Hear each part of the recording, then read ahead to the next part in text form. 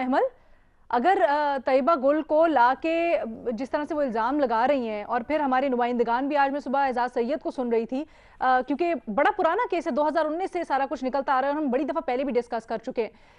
अगर आके वो 1-1.5 महीना रहती है वज़ीर आज़म हाउस के अंदर, उसको रखा जाता है, तहकीकात होती हैं, स्कैंडल सामने निकल के आता है, तो जिस तरह कह रहे हैं अथर, क्या आपको लगता है कि कोई इससे मकसद नहीं सामने नजर आता, या कोई इंटेंट नहीं समझ वेरीफाइड ही नहीं नजर आती पीटीआई की हुकूमत की?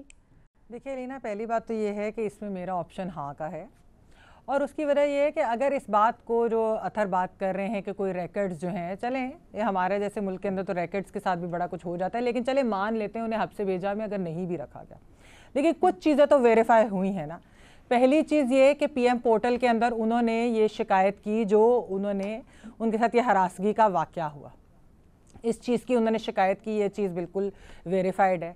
अच्छा, उसके कितने दिन के बाद जो है ये वीडियो जो है, वो एक एडवाइज़र थे जो प्राइम मिनिस्टर के, जिनको बाद में इस वीडियो चलाने के बाद उनको बाय द वे हटा भी दिया जाता है, उनके चैनल के ऊपर ये कितने दिन बाद चलती है, ये तारीख भी उसकी जो है वो वेरीफाई हो सकती है, की जा सकती है, बिल्कुल हुई भी है। जो रिपोर्टर्स इसको कवर कर रहे हैं, ये दोनों चीज़ें उनके पास डॉक्यूमेंट्स के साथ हैं। अच्छा, उससे पहले हमने देखा कि जावेद चौधरी साहब को, जो जिसका आपने भी इंटरव्यू का हवाला दिया, जावेद इकबाल साहब ये कहते हैं कि मुझ पर दबाव है, फिर वो बाद में प्रेस रिलीज का भी आपने जिक्र किया कि ब्लैकमेल हो रहे हैं। अगर तो ऐसी इस वीडियो से या ये ब्लैकमेलिंग या ये इस्तेमाल नहीं पीटीआई ने की अपने मकासद के लिए, क्योंकि मैं उसकी भी आपको पूरी की पूरी टाइमलाइन देती हूँ कि आप ये देख लीजिए कि उसके उस इंटरव्यू में जावेद चौधरी साहब के क्या था, और इस वीडियो के चलने के बाद उन केसेस का क्या बना। वो जुल्फी बुखारी का केस हो, वो बाबर अवान का केस हो, वो हेलीकॉप्टर केस हो, वो मालम जब्बा का केस हो, वो बाकी जो अपोजिशन के केसेस हो, किस तेज़ी से वो चले। क्योंकि जावेद चौधरी साहब को भी उन्होंने इंटरव्यू में यही बात की थी ना कि लग ऐसे रहा है कि वन साइडेड अकाउंटेबिलिटी हो रही है। लेकिन अब आप ये देखिए, अगर ये पीटीआई की इसके अंदर कोई इन्वॉल्वमेंट नहीं थी, तो फिर मुझे बताइए कि पीटीआई हुकूमत ने इसके ऊपर इंक्वायरी क्यों नहीं बिठाई। उन्होंने ये क्यों नहीं कहा कि ये ब्लैकमेल कर रही हैं, अगर तैयबा गुल जो हैं वो नैब को या नैब चेयरमैन को ब्लैकमेल कर रही हैं, तो इसके ऊपर भी इंक्वायरी बिठा देते। शाहजेब खानजादा साहब जब बार बार इस वीडियो के ऊपर सवाल उठाते रहे, तो उनको उल्टा नोटिस आ गए सवाल उठाने के ऊपर। तो आप मुझे बताइए कि ये सब ताने बाने कहां जाकर मिलते हैं। बिल्कुल सियासी इंतकाम के लिए इस्तेमाल हो रहा था नैब, और ये वीडियो भी उसके लिए इस्तेमाल की गई, और ये बहुत ही अफसोसनाक है, क्योंकि एक हुकूमत जो रियासत मदीना कहती थी, वो खवातीन की प्रोटेक्शन की बातें करती थी, लेकिन दूसरी तरफ ये है कि एक खातून ने हरासगी का इतने संगीन इल्जामात लगाए एक ऐसे शख्स पे जिनके पास 2 बहुत बड़े ओहदे थे, यानी कि मिसिंग पर्संस के भी कमीशन के हेड थे और नैब चेयरमैन भी थे। बजाय इसके कि उनके खिलाफ कोई एक्शन लिया जाता, तो उल्टा वही वीडियो इस्तेमाल करके उन्हीं के खिलाफ उनसे अपनी पसंद की जो है वो चीजें। तो ये तो बहुत ज्यादा बड़े संगीन इल्जामात भी हैं, और इसके ताने बाने मिलते भी हैं। अच्छा, और इतना तशवीशनाक है कि ना सिर्फ वो वाली वीडियो को इस्तेमाल किया गया, बल्कि वो बताती हैं, अगेन ये इल्जाम है कि वो बताती हैं कि जब उनको लाहौर नैब लेके जाया गया तहकीकात के लिए, स्ट्रिप सर्चिंग की गई, और उस स्ट्रिप सर्चिंग की बरहना वीडियोस दिखा के फिर उनके शौहर को दिखाई गई और ब्लैकमेल भी किया गया। कितना तशवीशनाक है। आप कुछ कहना चाह रहे हैं अथर? माजरत।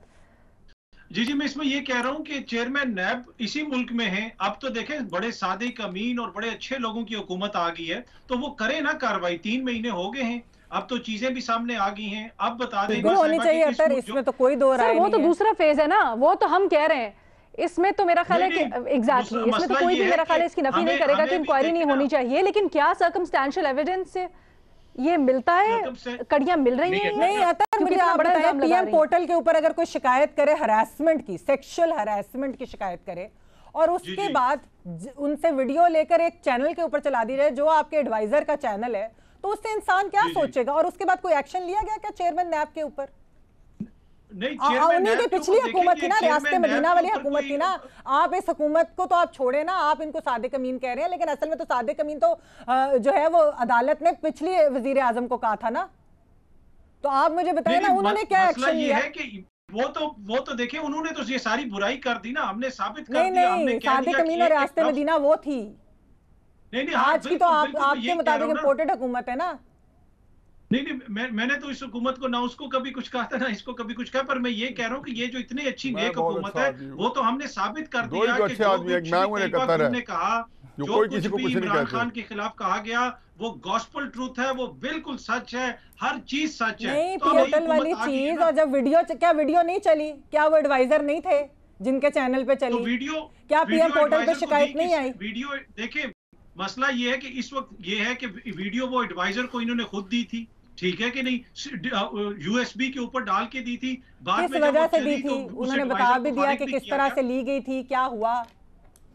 नहीं नहीं, वो उन्होंने खुद दी थी ना उनको, जिस तरह भी मैं ये कहता हूँ कि जो खातून इल्जामात लगा रही है उसकी तहकीकात होनी चाहिए। सर बड़ी वो सी चीज, छोटी सी चीज सर, इसमें अतर वीडियो तो इसलिए दी थी ना, वीडियो और बाकी सबूत तो इसलिए दिए थे ना ताकि इसके ऊपर तहकीकात हो, उनकी दाद रसी हो सके और इसके ऊपर कोई एक्शन लिया जाए अगर तहकीकात प्रूव होती है जावेद इकबाल के खिलाफ। मुझे बताया जाता है फिर उसके बाद कैसे हुआ कि सारे पीटीआई के केसेस खत्म हो गए लैब में, लेकिन बाकियों पे यानी कि कुछ तो ऐसे केसेस हुए कि उनको पकड़ा तक नहीं। हालांकि यहाँ पर तो नैब के पास तो जिस तरह की आर्बिट्री पावर्स थी, वो तो अभी केस रेफरेंस कुछ होता नहीं था और अरेस्ट पहले हो जाता था। पीटीआई वालों के साथ तो ये नहीं हुआ, तो क्या वजह थी? क्या वो इतने लाडले थे? क्या वो इतने मासूम थे? भाई अब तो नहीं रहे ना लाडले, अब कर लें, अब पकड़ मैं तो लें, उस वक्त अब की तो बात नहीं कर रही रहे हूँ ना, ना आप लाडले, तो क्योंकि मान अगर नहीं ये रहे कि बयानिया ये चीज सच हो है तो आप सकती कर है। लें।